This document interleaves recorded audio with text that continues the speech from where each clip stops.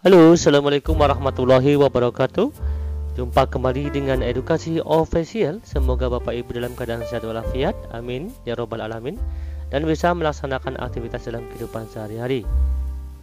Baik, pada kali ini kita akan membahas kembali, yaitu mengenai tentang kisi-kisi soal pretest PPG tahun 2022 pendidikan profesi guru. Yang akan kita bahas adalah bidang pedagogik untuk semua jurusan Bapak Ibu. Pada paket kelima ini adalah soal asli PPG tahun 2019 yang lalu.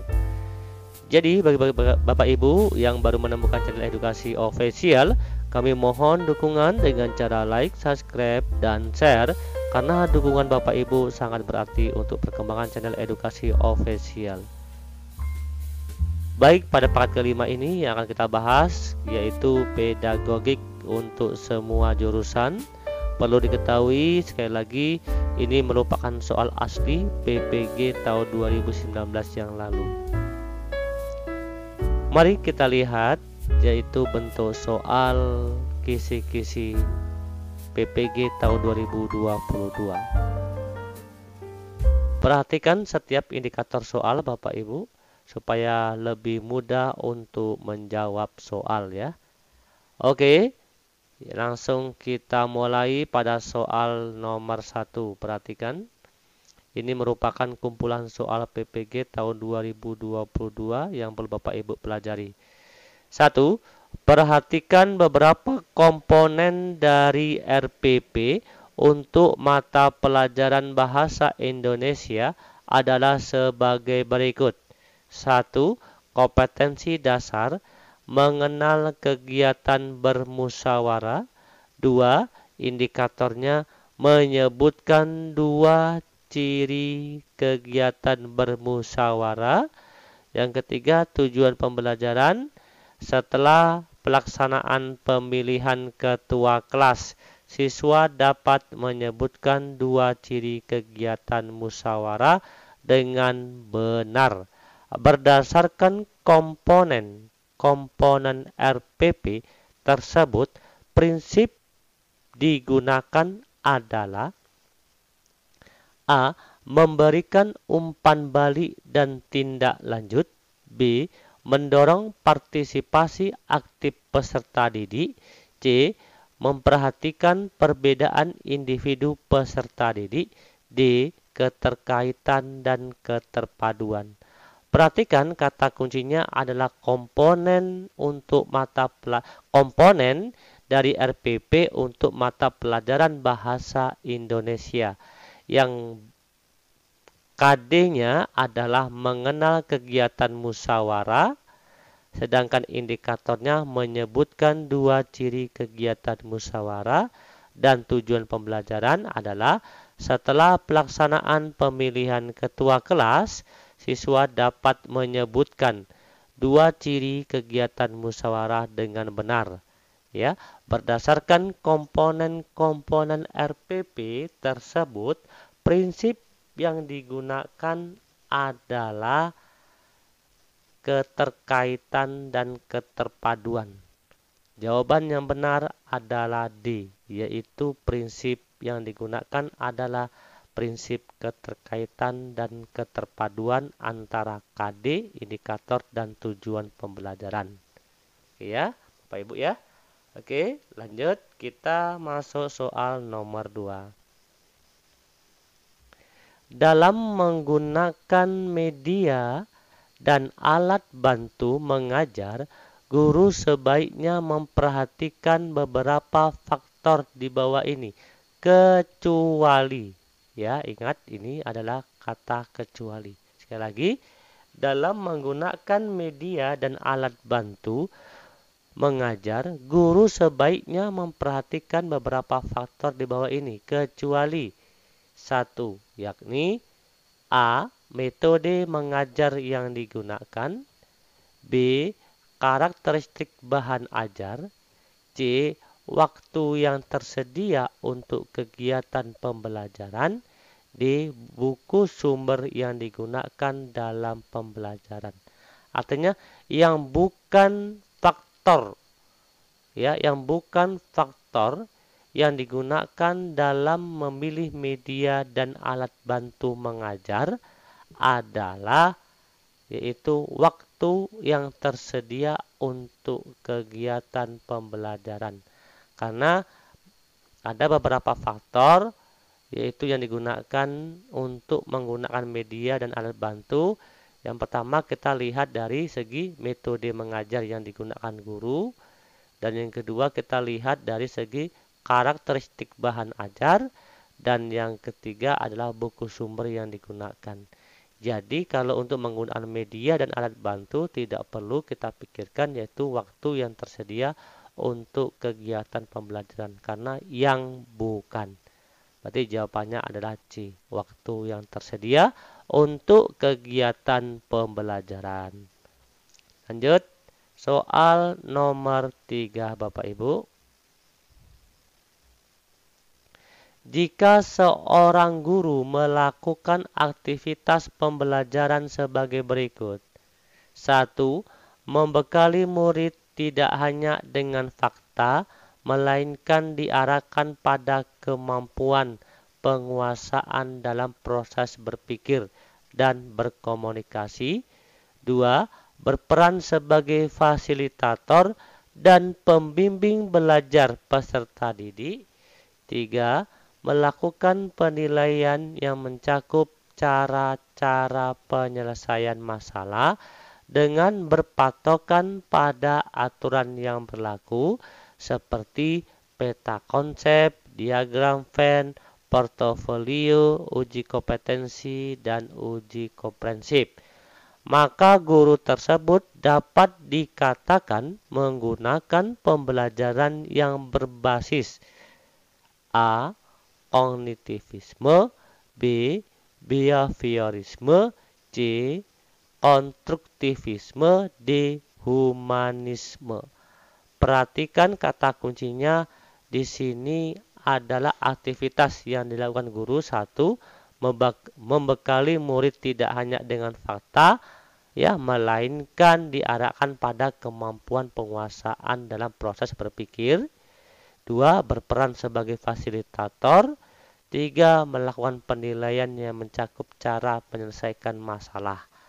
Maka guru tersebut dapat dikatakan menggunakan pembelajaran yang berbasis konstruktivisme. Ya, dari beberapa aktivitas yang dilakukan guru, yang 1. Membekali murid tidak hanya dengan fakta. Yang kedua, berperan sebagai fasilitator. Yang ketiga, melakukan penilaian yang mencakup cara penyelesaian masalah. Maka ini berbasis konstruktivisme, Bapak Ibu. Jawaban yang benar adalah C. Lanjut, soal nomor 4. Menurut Piaget, periode perkembangan operasi konkret pada siswa usia peserta didik antara 7 sampai 12 tahun. Dengan demikian, proses pembelajaran di kelas harus lebih menekankan A. Penggunaan media, alat peraga termasuk sumber belajar. B. Pemberian tugas yang terstruktur. C. Penggunaan metode bervariasi.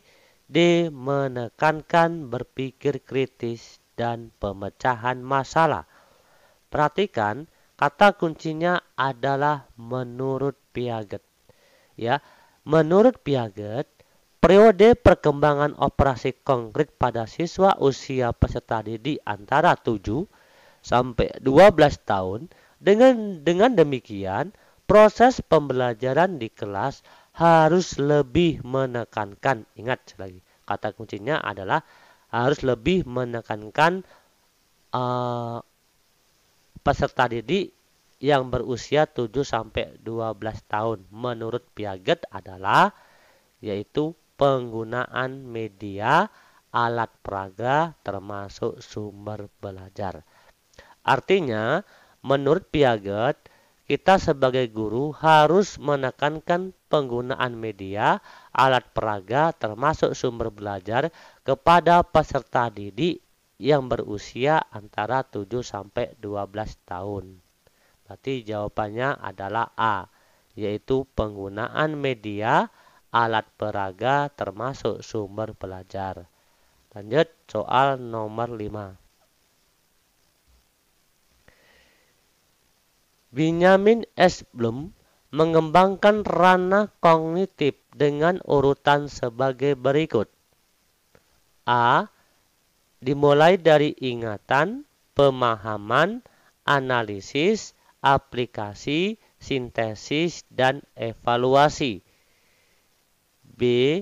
Ingatan, pemahaman, aplikasi dulu, analisis, sintesis, dan evaluasi.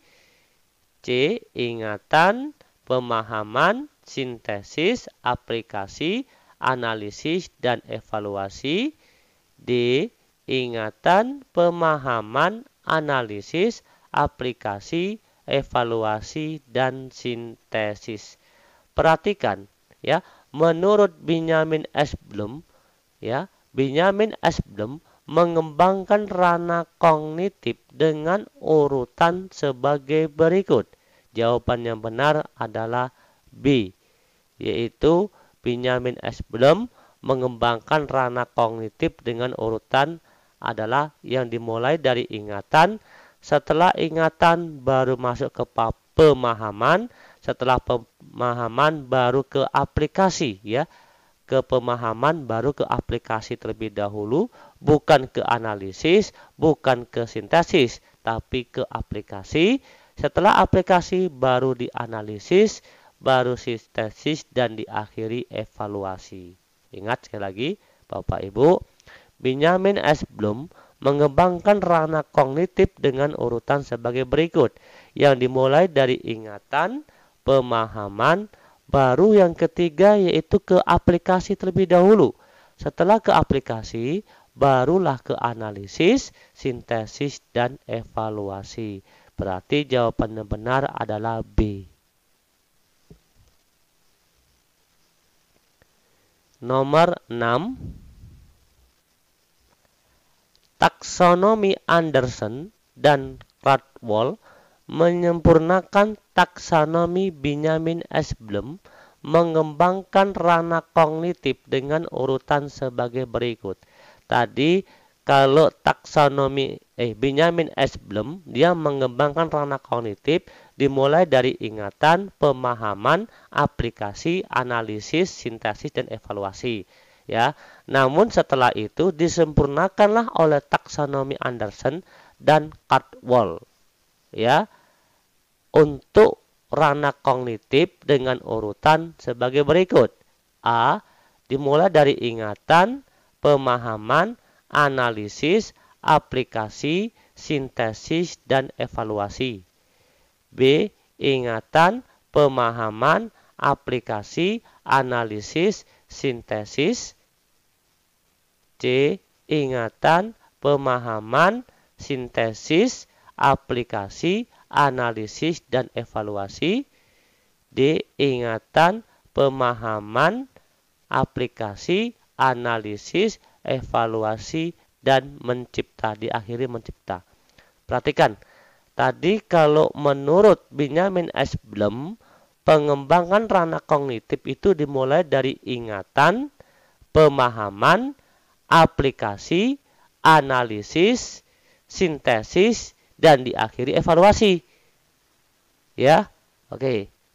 Namun disempurnakan oleh taksonomi Anderson dan Caldwell, maka ranah kognitif dengan urutan adalah ingatan, dimulai dari ingatan Bapak Ibu, baru ke pemahaman, aplikasi, analisis, evaluasi, dan mencipta.